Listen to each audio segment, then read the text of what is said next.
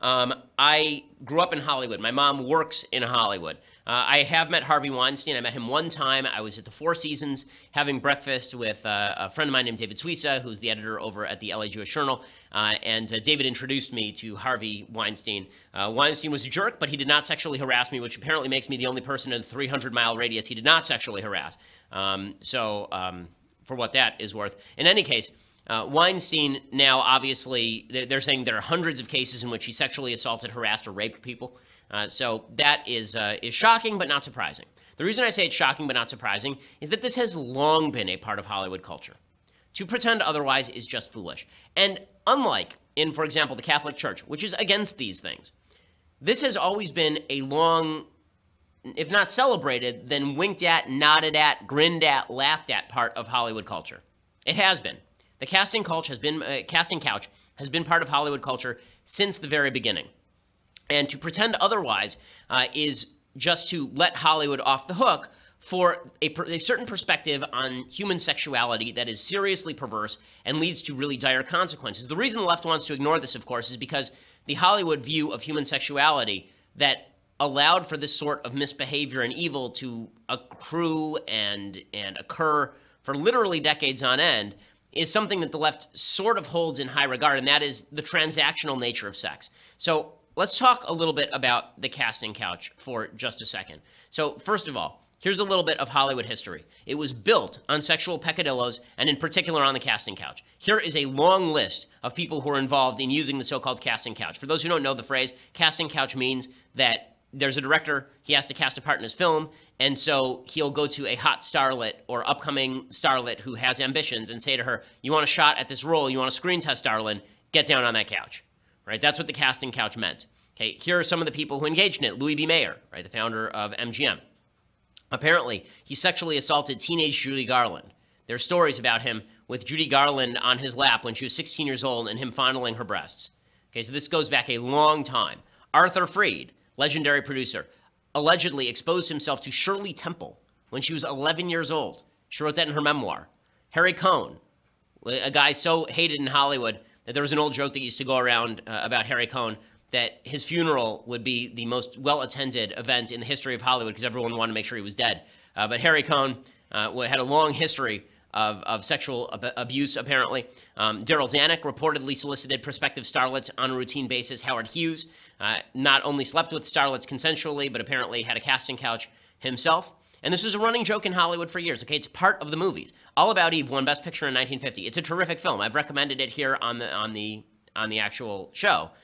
This joke involves Marilyn Monroe. So you're going to see here a very, very young Marilyn Monroe. This is one of Marilyn Monroe's first screen roles in which she had a speaking role anyway.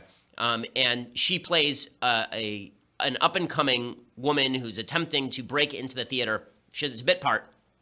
George Sanders is playing a theater critic named Addison DeWitt, and he's been squiring Monroe's character around. Basically, she's sleeping with him so that he will squire her around town, and then he passes her off to the producers, right? The way that he's going to pass her off to the producers is have her essentially used as a sexual object by the producers in order to solicit the part. This is an open part of the film, right? I mean, this is part of the joke.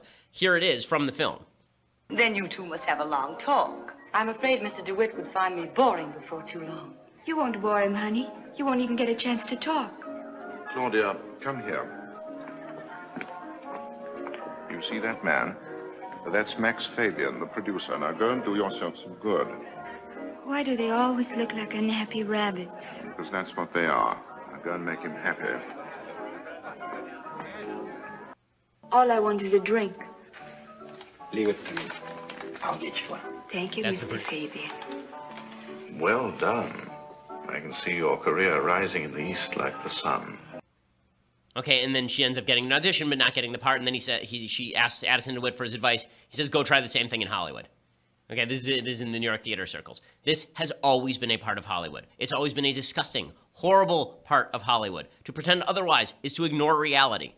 Okay, Harvey Weinstein is the worst example of what happens in Hollywood, but it is ridiculous to suggest he's the only example of this happening in Hollywood.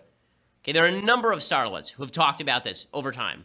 I'm talking about virtually all of the major ones have talked about. Joan Collins talked about. Marilyn Monroe described the town as being, she said that This is from her autobiography. She said producers treated Hollywood, quote, like an overcrowded brothel. Okay, a movie that many more people have seen than All About Eve, although All About Eve is a great movie. The Godfather, this is part of the plot. Don't you remember in The Godfather? Right, Jack Woltz, you remember the guy who ends up with the horse head in his bed? Do you remember the conversation that leads to the horse head in his bed in The Godfather? It's Jack Woltz, this famous Hollywood producer, who's sitting with Tom Hagen, and he says to him, and this is direct quote, Johnny Fontaine never gets that part, right? Johnny Fontaine ruined one of Waltz International's most valuable proteges. I was going to make her a big star. And let me be even more frank, just to show you that I'm not a hard-hearted man. That's not all dollars and cents. She was beautiful. She was young. She was innocent. She was the greatest piece of ass I've ever had. Right? That's in The Godfather. Everyone knew in Hollywood about this for decades. It's still going on in Hollywood right now. It's still going on in Hollywood right now. Okay, power means that power combined with transactional sex leads to sexual abuse. Okay, power plus transactional sex leads to sexual abuse. Not just for women who are openly raped and their consent violated, but for women who are essentially forced into the position of having to sleep with guys they don't want to sleep with in order to make their way to the top. That system has been in place for 100 years in Hollywood, and that's not a justification for the system, folks. This is me ripping on Hollywood's morality. This is me ripping on the transactional nature of sex and beauty in Hollywood. This has been true forever. Famous actresses, like Ellen Barkin, she comes out and she says that Harvey Weinstein's evil, that everyone knew about them for years. But rich, famous actors and actresses said nothing. Okay, where were you? Once you became rich and famous, wasn't it incumbent on you to out these people? If you actually want to change the system, you can't wait till Harvey Weinstein gets out and then you tell your horror story about Harvey Weinstein. Okay, you want to talk about hollow bravery? To me, that's hollow bravery. Because now Harvey Weinstein's already outed. You want actual bravery? Tell us who the bad guys are so that we can root them out. If you want to change the system, you have to get rid of the bad guys. And the only people who are capable of making that move are people who are already the stars. They're the people who are already the stars. Because if you're up and coming, if you're 18, you're trying to get a job in Hollywood, you're trying to make your way, it's sort of like the deal that a lot of baseball players made with steroids in the early 2000s, right? You can either languish in AAA or you can take the steroids and go for the millions of dollars. Is that an immoral decision? Yeah, it's an immoral decision. Is it an understandable one? It's also an understandable decision. The same thing happens to be true with a lot of these young Hollywood actresses and actors who come to Hollywood looking for a career, and the difference between them being Tom Hanks and them being a guy working at the Coffee Bean is what they're willing to do in a bedroom with a producer. The only way that that system gets broken is if the people who are already stars dedicate themselves to rooting this out, and that means naming names, because bad people will continue to do bad things so long as they have these jobs. Names have to be named. And back to the transactional sex point. Again, men in power have always used sex for transactional purposes, and this doesn't just exist in Hollywood. This has existed in public schools, it exists in churches and synagogues, it exists in politics. Obviously, Bill Clinton comes to mind, right? This is what Bill Clinton did to Kathleen Willey. All of this it has been happening for years, but it only stops when the public shows that they are not willing to accept the transactional nature of sex, that sex means more than just, I'm trading sex for a part. I'm trading sex for a role. I'm trading sex with power, for power. There is a value to sex beyond the ever-present physical stimulus. It is more than just shaking hands. So long as society treats sex that way, it's going to be very difficult to curb these impulses. It's going to make it harder to curb these impulses. Either sex means something or it doesn't. If sex is just a handshake, well then a handshake can close a business deal. But if sex is more than that, then we ought to look askance at the casting couch, even if the women are consenting to be on it. Because that sort of consent is not real consent, in my view. That sort of consent is a power relationship. You know, this is where I'm more feminist than a lot of people on both the right and the left. That sort of power relationship is an exploitation of women. And society needs to disapprove of this. Can it be done? Sure, society did in the past. In fact, society so disapproved of the Hollywood treatment of sex in the 1920s that the Catholic Legion of Decency led a boycott against Hollywood, and that boycott led Hollywood to actually reflect the values of the time in its own films. They had a voluntary thing called the Hays Code. The Hays Code existed from the 1930s to the 1960s, and that's why you have all of these movies where every kiss is closed mouth, where there are no sex scenes. Why, from the 1930s to the 1960s, you don't see people in bed together, why men and women sleep in separate beds. All of that is a reflection of the Hays Code. Did the Hays Code go too far in some ways? Yeah, I think it did. But was it a reflection of the fact that the American people were not willing to go along with Hollywood's view of sex? Yes. And the American people have to not be willing to go along with that view of sex, and they have to extend a more sanctified view of sex into their own lives as well.